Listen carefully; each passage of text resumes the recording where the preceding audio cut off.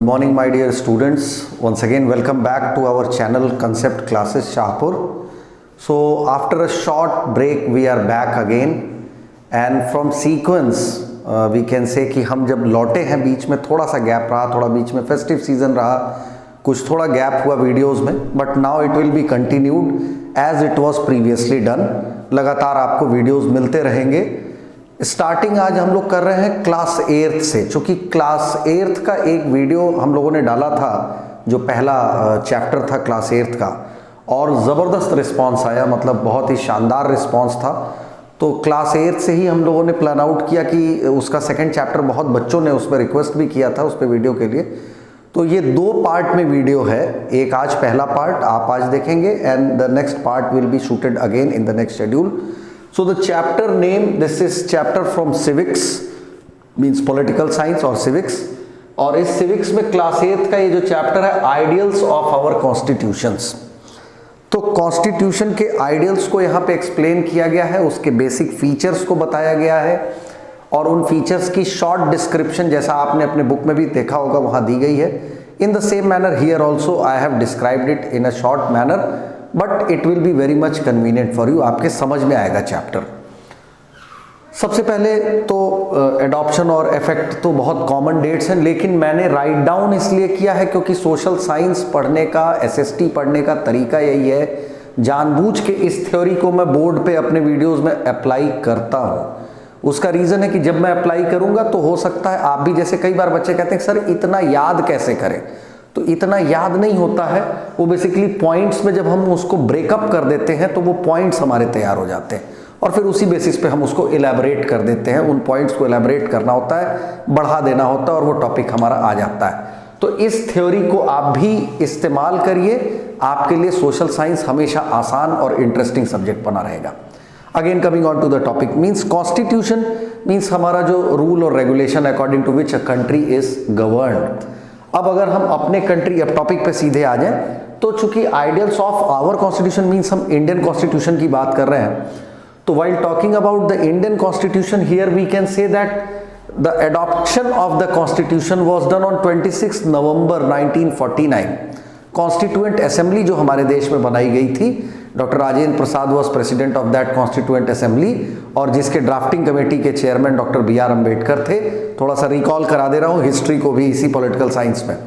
तो डॉक्टर राजेंद्र प्रसाद के प्रेसिडेंटशिप में जो कमेटी बनी कॉन्स्टिट्यूएंट असेंबली की, और ड्राफ्टिंग कमेटी उसमें से बनाई गई डॉक्टर अम्बेडकर के लीडरशिप में, उसने अडॉप्ट किया 26 नवंबर 1949 को और इफेक्ट में आया, मीन्स लागू हुआ 26 जनवरी 1950 को।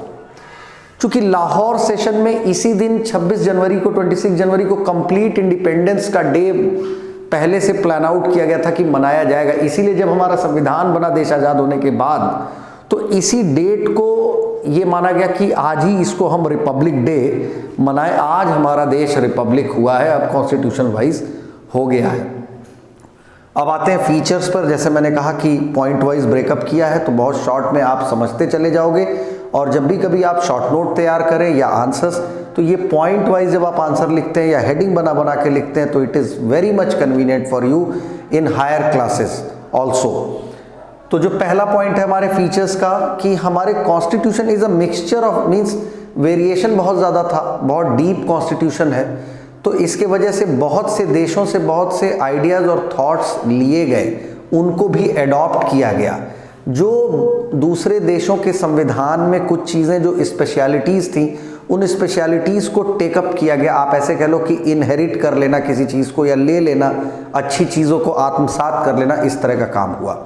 और उसमें सबसे पहला काम था जो फंडामेंटल राइट्स आज हमारे पास हैं। फंडामेंटल राइट आप सब जानते हैं, हमारे जो मूलभूत अधिकार हैं, मौलिक अधिकार हैं, डेमोक्रेटिक राइट्स भी हम कहते हैं इसी को, फंडामेंटल राइट्स भी कहते हैं। ये राइट्स ही हैं जो हमें इस डेमोक्रेसी में, हमको, आपको, किसी भी इंडिविजुअल को व्यक्तिगत तौर पे मजबूत बनाते हैं। उसके अधिकार ही लोकतंत्र का सबसे बड़ा आधार है, आप ऐसे कह सकते हैं। It is the you can say most important base for democracy, these fundamental rights which we are having, क्योंकि ये अधिकार ही होते हैं तभी हम किसी चीज़ के लिए क्लेम कर पाते हैं। Right is what, when we can claim on anything. तो ये जो फंडामेंटल राइट्स हैं, ये, और दूसरा federal form of government. Federal form of government आप क्लास 10th में जब आओगे तो आपका सेकंड चैप्टर भी है, फेडरलिज्म एक चैप्टर है, लेकिन चूंकि यहाँ टॉपिक को डिस्क्राइब कर रहा हूं तो आपको समझाते हुए आगे चलूंगा। Federal means when the government is divided into sub parts, means एक सेंट्रल गवर्नमेंट और एक उसकी कॉन्स्टिट्यूएंट यूनिट्स, जैसे हमारे कंट्री में है कि एक सेंट्रल गवर्नमेंट होता है और एक स्टेट गवर्नमेंट होता है, तो ये फेडरल गवर्नमेंट है। ठीक है, ये फेडरल गवर्नमेंट का पार्ट है। संघ, जिसको संघवाद कहते हैं हम, तो इस तरीके से कि एक कॉन्स्टिट्यूएंट यूनिट्स बनी होती है सेंट्रल यूनिट और उसकी वेरियस कॉन्स्टिट्यूएंट यूनिट्स में गवर्नमेंट डिवाइडेड हो, इस तरह का फॉर्मेट हमारे कंट्री में है कि एक सरकार हमारे केंद्र के लिए जो पूरे देश के लिए होती है और एक हमारे स्टेट के लिए होती है। ये चीज़ें हमारे फंडामेंटल राइट्स और फेडरल फॉर्म ऑफ गवर्नमेंट जो बनाई गई, ये जो सिस्टम अडॉप्ट किया गया हमारे देश में जो चला, इसको हमने अडॉप्ट किया यूनाइटेड स्टेट्स ऑफ अमेरिका के कॉन्स्टिट्यूशन से। मतलब आप कह सकते हो ये फीचर वहां से लिया गया है जो हमारे कॉन्स्टिट्यूशन में लागू हुआ। दूसरा है पार्लियामेंट्री सिस्टम। पार्लियामेंट आप जानते हैं, संसद। हमारे पास दो सदन है संसद के, लोकसभा, राज्यसभा। राज्यसभा को हम अपर हाउस कहते हैं, लोकसभा को हम लोअर हाउस कहते हैं। लोकसभा में जो मेंबर्स हैं वो डायरेक्टली नहीं जाते हैं, they are elected by people. आप चुनाव करते हैं सांसद का और तब वो जाके वहाँ पहुँचते हैं। और राज्यसभा के members are not directly elected by people. तो ये दोनों सदन मिलके फिर जो संसदीय प्रक्रिया है, जो पार्लियामेंट्री सिस्टम है कि कैसे चुनाव होगा, चुनाव के थ्रू पार्लियामेंट में जाएंगे, वहाँ किस तरीके से रूलिंग ऑपोजिशन का सिस्टम होगा, कैसे कोई लॉ पास कराया जाएगा, इसके सारे प्रोविजंस जो हैं पार्लियामेंट्री सिस्टम की, ये यूके, यूनाइटेड किंगडम, या जिसको आप ब्रिटेन या इंग्लैंड कह सकते हो, वहाँ से लिया गया ये feature. Directive principles of state policies means जो नीति निर्देशक तत्व होते हैं स्टेट्स के लिए, इस तरह की जो पॉलिसीज, यहाँ स्टेट पॉलिसी में लिखना भूल गया था, पॉलिसीज जो बनती हैं वो लिया गया आयरलैंड के कॉन्स्टिट्यूशन से, अडॉप्ट किया गया। Then we have one very more important thing, क्योंकि ये पहले प्लान से हमारे गवर्नमेंट में आया, 5 ईयर प्लान्स, जिनको हम हिंदी में कहते हैं पंचवर्षीय योजनाएं ये चलती थी। और प्लानिंग कमीशन था जो आप नीति आयोग अब हो चुका है। योजना आयोग पहले हुआ करता था, योजनाएं बनती थी पंचवर्षीय योजना, अब वो नीति आयोग हो चुका है। जब से मोदी जी आए उन्होंने नीति आयोग बना दिया उसको। तो ये 5 ईयर प्लान्स और फंडामेंटल ड्यूटीज़, चूँकि हम फंडामेंटल राइट्स की तो बात हमेशा करते हैं कि हमारा ये अधिकार, हमें ये चाहिए, हमें ये मिलना चाहिए, हमें ये नहीं मिला। ड्यूटीज़ की हमारे कर्तव्य क्या है देश के लिए, what we have to do, what are our duties. आपने मोस्ट प्रोबेबली हो सकता है पढ़ा हो सिविक्स में, प्रीवियस क्लास में 7th में हो सकता है पढ़ा हो, नहीं पढ़े होंगे तो ड्यूटीज़ का ही एक लिस्ट में डाल दूंगा बाद में। और obviously you will study and you should know your duties as a good citizen, you should always know your duties. See these are not enforceable. ये ड्यूटीज़ मेंशन की गई हैं कि किसी भी नागरिक को ये कर्तव्य निभाने चाहिए। सिर्फ अधिकार की अपेक्षा ना करिए देश से और संविधान से, अपने कर्तव्य क्या है आपके देश के प्रति उसको भी निभाइए।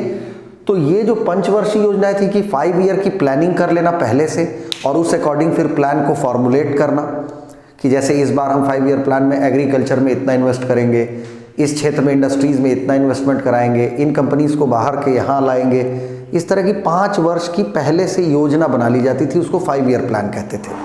और दूसरी चीज़ आ जाती थी इसमें फंडामेंटल ड्यूटीज़ जो हमारे कर्तव्य में, ये लिया गया यूएसएसआर, मीन्स इसको आप यूनाइटेड सोवियत सोशलिस्ट रशिया जिसको आप नाम में जान सकते हैं। पहले ये यूएसएसआर हुआ करता था, जब डिसइंटीग्रेट हो गया रशिया, यूएसएसआर टूट गया, तो वही रशिया, यूक्रेन, इस तरह के कई देशों में बट गया, तो फिलहाल ये वहाँ से अडॉप्ट किया गया था। दूसरी एक चीज़, अब ये तो हो गया कुछ मेजर फीचर्स थे जो मैंने आपको शॉर्ट में एक्सप्लेन किया। इसके बाद जो चीज़ आती है, एक जो बार बार कॉन्स्टिट्यूशन में वर्ड यूज होता है, वो है अमेंडमेंट। अमेंडमेंट का मतलब ही होता है चेंजेस, या आप मॉडिफिकेशन कह सकते हो, या आप अपने समझने के लिए शुद्ध भाषा में बदलाव कह सकते हो, और थोड़ा और शुद्ध हिंदी में अगर आप जाना चाहते हैं तो आप इसको संशोधन कह सकते हैं।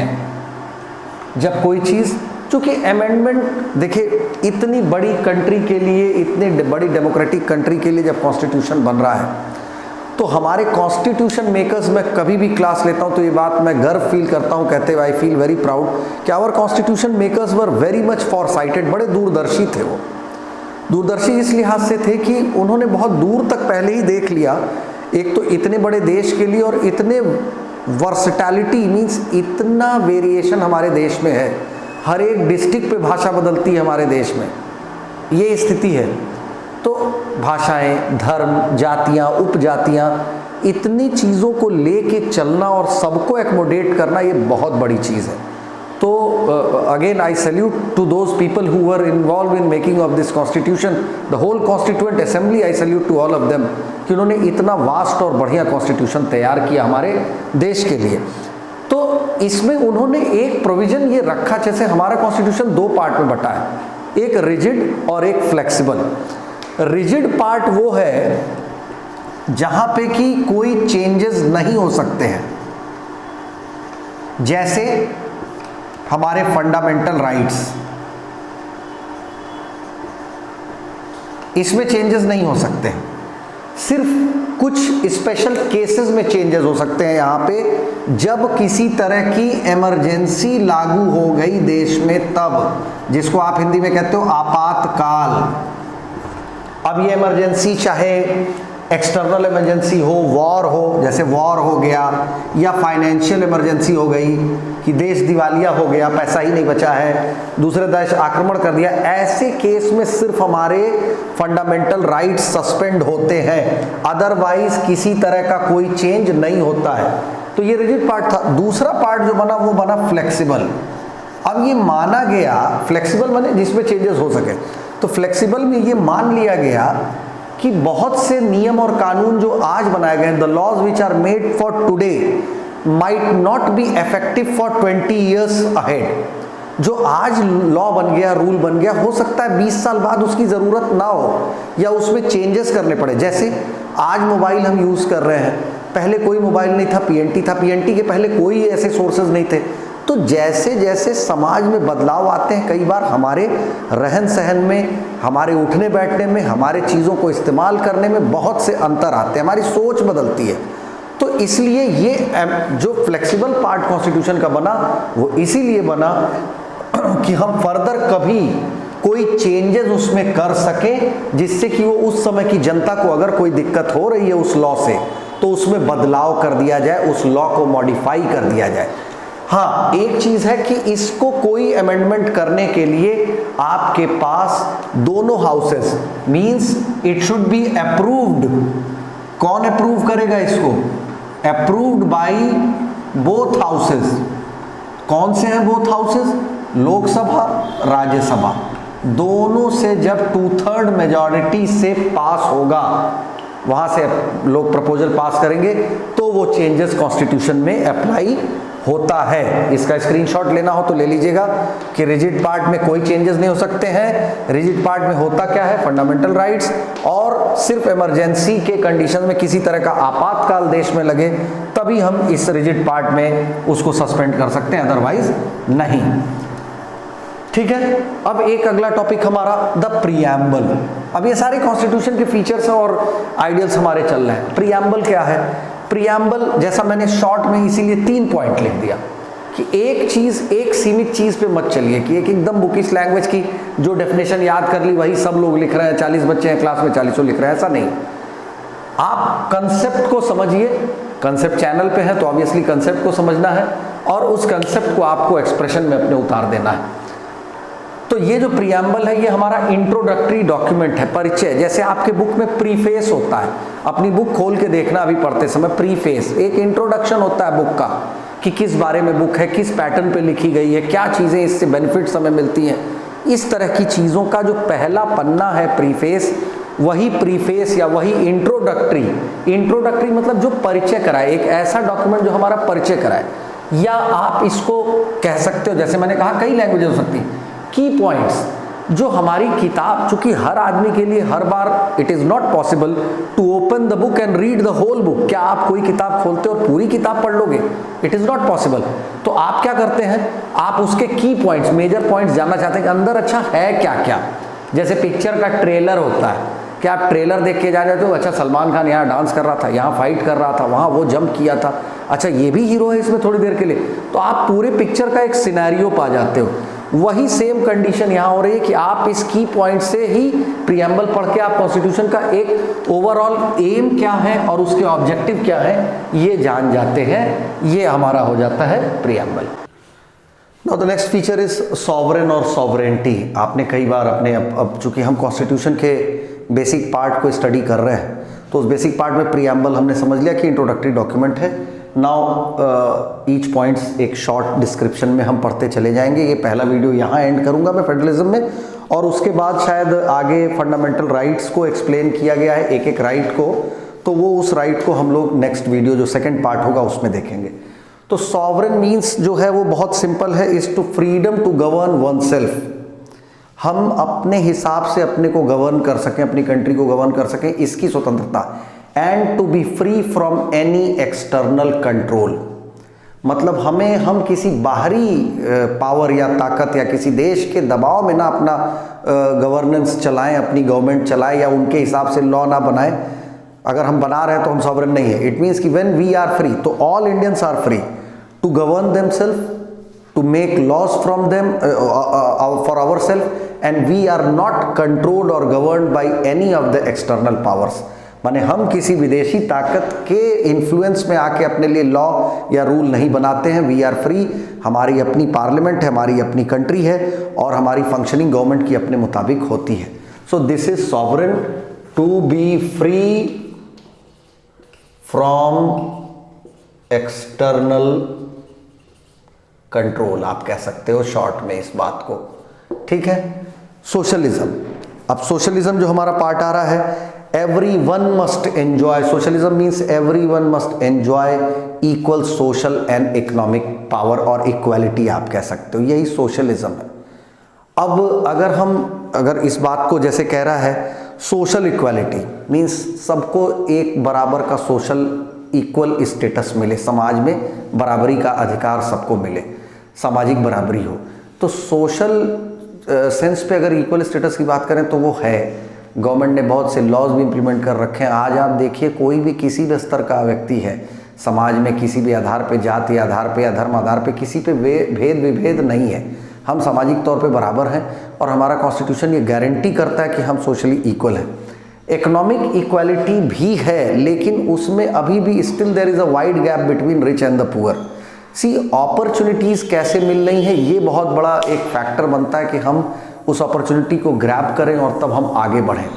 तो इकोनॉमिक जो फंडा कहता है कि इक्वल अपॉर्चुनिटीज़ और स्टेटस होना चाहिए सबका, वो है सोशलिज्म, लॉ वाइज है। लेकिन अगर ग्राउंड रियलिटी पे हम आते हैं तो कई बार हम ये पाते हैं कि सोशल स्टेटस तो बराबरी का हो गया सबका, कि ठीक है समाज में उठने बैठने के लिए कोई मनाही नहीं है, हम किसी के भी साथ बैठ सकते हैं, हम एक बराबर बैठेंगे, ऐसा नहीं कि किसी को नीचे बैठाया जाए, किसी को ऊपर बैठाया जाए, इस तरह की चीज़ें। इकोनॉमिक इक्वालिटी भी गवर्नमेंट थ्रू प्रोवाइडेड है, बट वही है कि किसको अपॉर्चुनिटी मिल रही, किसको नहीं मिल रही, ये बहुत बड़ा फैक्टर हो जाता है, जहाँ पे अभी भी हमें बहुत सा काम करना है। अभी lot of improvement has to be done in that field कि हम इकोनॉमिकली भी सभी इक्वल हो सकें और पॉवर्टी का जो गैप है वो हम ख़त्म कर सकें between rich and poor.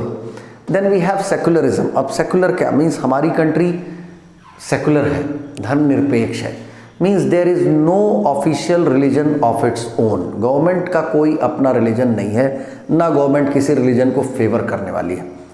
Means सारे जो रिलीजन्स हैं, every religion enjoys same power, same status. we all are free to practice, profess and propagate any religion। हम किसी भी धर्म को मानने के लिए, उसका सम्मान करने के लिए, पूजा पाठ करने के लिए स्वतंत्र है। हमारे ऊपर इस आधार पर किसी तरह की रोक टोक नहीं लगाई जा सकती है। हम किसी धर्म को मान सकते हैं, हम उसकी पूजा, हाँ ये है कि दबाव बना के नहीं हम किसी से करा सकते, वो इलीगल है, दैट इज़ इलीगल। कि हम किसी चीज़ का लालच दे के कहें कि आप मेरे धर्म में आ जाओ, या हम कोई और किसी तरह का प्रलोभन लालच दें, वो गलत है। अदरवाइज अगर हम सिर्फ बात करें सेकुलर की, तो our country is secular, freedom of religion है हम सबको, हम अपना धर्म मना सकते हैं, कोई भी किसी तरह के आयोजन कर सकते हैं, धार्मिक पूजा पाठ कर सकते हैं, जो भी हमारे धर्म से संबंधित है या जिसके भी धर्म से है। तो हर तरह की धर्म निरपेक्षता है, माने धर्म की आज़ादी यहाँ पर है, दैट इज सेकुलरिज्म। अब आते हैं डेमोक्रेसी फैक्टर की बात करें अगर, तो डेमोक्रेसी हमारे कॉन्स्टिट्यूशन का ये आप कह सकते हो कि मोस्ट इम्पॉर्टेंट फीचर है, क्योंकि हमारा जो कॉन्स्टिट्यूशन है जब उसने स्टेट कर दिया कि हमारी जो कंट्री होगी उसका फॉर्म ऑफ गवर्नमेंट क्या होगा, दैट विल बी डेमोक्रेटिक। तो डेमोक्रेसी आप सब जानते हो, it is a form of government in which the power wastes in the hands of people. ठीक, लोकतंत्र, लोगों द्वारा चलाया जाने वाला तंत्र means system, a system which is governed bye people. तो इस तरह का एक सिस्टम डेवलप किया गया। डेमोक्रेसी होने की वजह से क्या हुआ कि हर एक जो नागरिक है, every citizen has its role in the formation of the government as well as in the making of the laws, or in each and every factor everybody has rights and power। तो वो चाहे नई सरकार बनानी हो या पुरानी सरकार बदलनी हो, चाहे देश के नियम कानून बनने हो, हर एक फैक्टर पर हम लोकतंत्र में हैं, तो जनता यहाँ पर ताकतवर है, अधिकार के साथ है। So this is the part of democracy. और इसमें सबसे इंपॉर्टेंट पार्ट डेमोक्रेसी में था universal adult franchise. Universal adult franchise, इसका मतलब है right to vote for age, जो एडल्ट्स हैं उनके लिए। वही जो राइट टू वोट है वो डेमोक्रेसी का बहुत बड़ा फीचर है, वो एक ऐसा फंडामेंटल राइट है जो हमको वही ताकतवर बना रहा है। तभी हम सरकार चुन ले रहे हैं, और सरकार चुनने के बाद अगर नहीं अच्छी लगी 5 साल बाद बदल भी दे रहे हैं, ये भी एक फैक्टर है। तो यूनिवर्सल एडल्ट फ्रेंचाइज का मतलब हो गया कि एनी सिटीजन, अगर हम अपने देश की बात करें, any citizen who is of age 18 और above has the right to vote. मतलब कोई भी नागरिक जो 18 वर्ष या उससे ऊपर का है उसको वोट देने का अधिकार है, irrespective of any caste, religion, sex. मतलब चाहे वो किसी धर्म का हो, किसी जाति का हो, किसी वर्ग का हो, उसका कोई मतलब नहीं है। कोई भी जो नागरिक है 18 वर्ष का है तो वो एडल्ट मान लिया गया, 18 या उससे ऊपर उसको वोट देने का अधिकार है। इसी को हम कहते हैं यूनिवर्सल एडल्ट फ्रेंचाइज। तो इलेक्शंस 5 साल पे होते हैं, और इसमें हम गवर्नमेंट से अगर डिससेटिस्फाइड हैं तो हम चेंज भी कर सकते हैं। अब आता है जो लास्ट टॉपिक है आज के हमारे टॉपिक का, मतलब इस चैप्टर का नहीं, वो है फेडरलिज्म। अभी मैंने आपको बताया था कि हमारी कंट्री जो है वो फेडरल फॉर्म ऑफ गवर्नमेंट को फॉलो करती है। मींस हमारे यहाँ जो गवर्नमेंट है वो 2 लेवल्स पे होती हैं। एक होती है हमारी सेंट्रल गवर्नमेंट और एक होती है हमारी स्टेट गवर्नमेंट। हमारे कंट्री का जो हेड है वो तो है प्रेसिडेंट, लेकिन प्रेसिडेंट चूंकि हमारे यहाँ डायरेक्टली इलेक्टेड नहीं होता, इलेक्टोरल कॉलेज के थ्रू इलेक्ट होता है, जिसको सारे सांसद विधायक ये चुनते हैं, इसीलिए वो आंसरेबल नहीं होता है। और पार्लियामेंट्री सिस्टम में चूंकि हमारे यहाँ सेंट्रल गवर्नमेंट में जब हम देखें तो यहाँ पे एक्टिव होता है प्राइम मिनिस्टर, जो देश केंद्रीय सरकार को चलाता है, और प्रेसिडेंट के बिहाफ पे सारे पावर्स को एक्टिव करता है प्राइम मिनिस्टर। माने नाम पे डिसीजंस लिए जाते हैं प्रेसिडेंट के ही, but actual power resides in the hands of prime minister, वो उसको इनैक्ट करता है। दूसरा, जैसे सेंट्रल गवर्नमेंट में मेन हेड था प्रेसिडेंट और काम कर रहा था प्राइम मिनिस्टर, चूंकि वो चुना हुआ व्यक्ति होता है, जो प्राइम मिनिस्टर है वो इलेक्टेड होता है, और इसीलिए उसके पास सारे अधिकार शक्तियां होते हैं। संसद में क्या लॉ बनाना है, कौन सा नियम बनाना है, ये सारा काम प्राइम मिनिस्टर देखता है अपने पार्लियामेंट्री टीम के साथ। इसी तरीके से स्टेट गवर्नमेंट की अगर हम बात करें तो स्टेट गवर्नमेंट में जो वहां हेड होता है उसको कहते हैं गवर्नर, जिसको आप हिंदी में कहते हो राज्यपाल। और वहां पे होता है जो इलेक्टेड हेड होता है वो होता है चीफ मिनिस्टर। ठीक है, जैसे यहाँ मिस्टर रामनाथ कोविंद जी हैं और prime minister mister Narendra Modi हैं। यहाँ स्टेट में गवर्नर हमारी आनंदीबेन पटेल जी हैं और चीफ मिनिस्टर हमारे योगी आदित्यनाथ जी हैं। तो योगी आदित्यनाथ चुने हुए व्यक्ति हैं, गवर्नर अपॉइंट किया गया प्रेसिडेंट के थ्रू, नॉमिनेट करके भेज दिया गया जो है, और यहाँ पे प्रेसिडेंट तो खैर ये भी चुना हुआ व्यक्ति है। तो इस तरीके से ये इस कंट्री के लिए पूरे लॉज या पार्लियामेंट को चलाना, नए पॉलिसीज बनाने का काम करते हैं, और ये स्टेट के लिए इस तरह से 2 गवर्नमेंट काम करती हैं जो फेडरल फॉर्म ऑफ गवर्नमेंट में होती हैं। काम किसको कौन सा करना है, ये एक चीज़ और इम्पॉर्टेंट है इसमें, थोड़ा सा इस चीज़ को भी जान लीजिए शॉर्ट में। काम किसको कौन सा करना है ये पहले से तय होता, नहीं तो क्या होगा कि बड़ी मुश्किल हो जाएगी इसके लिए 3 तरह की लिस्ट बनी हुई है वर्क डिवाइड करने के लिए, यूनियन लिस्ट, स्टेट लिस्ट और एक होती है कॉन्करेंट लिस्ट।